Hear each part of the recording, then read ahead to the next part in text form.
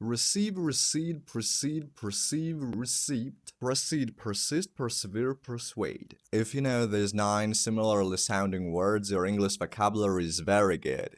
Okay, right now let's figure out what all those words mean. Receive, that means to get something. For example, I received your message yesterday.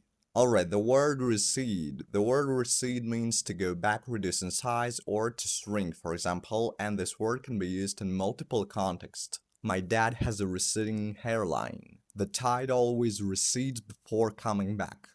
Alright, our next word is the word precede. The word precede means that there is something that is happening before something. For example, imagine you're invited to watch a beautiful performance, and there is a dinner that is planned out.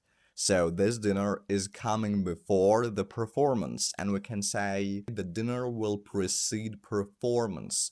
Perceive. The word perceive could mean two things depending on the context. For example, it can symbolize receiving a physical sensation such as smell from the air or the atmosphere. Perceiving something can also imply a particular way of understanding or receiving the information of something. It is like some people might say, how people perceive you is very important nowadays. This is why you gotta learn how to make a favorable impression on people when you first meet them. Okay, everybody of you knows the word receipt, which means this kind of little tiny piece of paper that you get at the supermarket, right? But also the word receipt can serve as a verb, meaning to claim, to label a bill as paid. Proceed. To proceed means to start something such as work, meeting, or let's say procedure. For example, on the court, the judge can say, ladies and gentlemen, today we gathered all here to evaluate a very important situation. Let's proceed. Okay, 2 words, to persist and to persevere. They mean almost absolutely the same, and the meaning is simple.